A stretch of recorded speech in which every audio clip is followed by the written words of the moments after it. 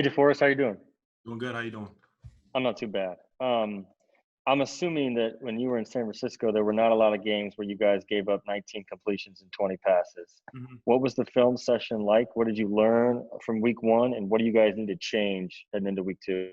Yeah, it's really just the details. I mean, me personally, also, I mean, I got to take advantage of the opportunities when I get those one-on-one rushes. Personally, I didn't take advantage of them like I should have, and also just he was able to scramble a little bit, and also some big throwing windows. So we just, have to be disciplined in our rush lanes. Joel Erickson. When you're getting doubled or the protection is sliding towards you as much as it was, does it make it harder to take advantage of one-on-ones just because you don't necessarily know when you're going to get them? Uh, yes and no, but also, I just need to go into the game, obviously knowing, you know, knowing I'm getting the double, but also expecting each one's going to be, a one-on-one opportunity. Being able to go in there and expecting one-on-ones, but getting the double, expecting yourself to get a one-on-one. I mean, then it won't be a surprise. You know what I mean? So I just need to mentally keep that in mind. So it's almost like you approach the rush as you go into it as it's a one-on-one and then you react to the double. Yeah. See how much you'll be. Hey, DeForest. I'm kind of sticking with that trend here. How often do teams double team you? How much do they change? Like, some teams might double you more than others. And what do you remember about facing Minnesota and how they handle you? Yeah. I mean, especially facing with Minnesota. Yeah, I got a fair share of double teams, but also, I mean, we had, at that point in the season, we were all rolling. There was guys that you had to pick and choose to double. So I felt like I didn't really get the double team that much.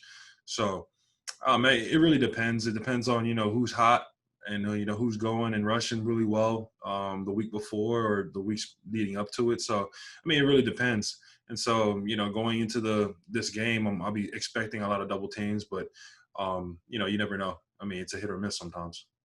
A quick follow.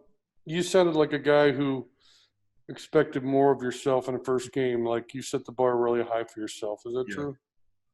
No, most definitely. I mean, I go into every season, go into every game, well, with the high standard of myself because I know I know the work that I put in and what I practice, and it just the way I played didn't meet my own standard, and I hold myself to that high standard, and it wasn't good enough for my team, and I just personally I just need to step it up. Thank you, DeForest. Kim Bowen. Hey, DeForest, going back to that earlier questions about the double teams and whatnot, based off week one, how would you compare how often you were doubled in Jacksonville compared to your days in San Fran? Yeah, it was a fair share, same amount, honestly. I haven't really seen a big difference. So, I mean, I'm expecting it moving forward. Jim Ayala. Yeah, sticking with the same topic, DeForest. Just curious about how much when you deal with double teams, when you get those one-on-ones, how much of that, in terms of your being able to deal with it, comes with the chemistry playing with the defensive guys next to you and learning how to work with them. No, most definitely. It always take time. It takes time working as a unit or rushing as a unit. It's unfortunate not having the off season and OTAs to be able to work with one another out there. And so, I mean, obviously it's still a work in progress with us up front in the chemistry and all that. But I mean, I feel like it's coming along. As a unit, we got 4 sacks in the game. And I could just see us, gelling together even more as the weeks go on and making progression. So. It takes time working together.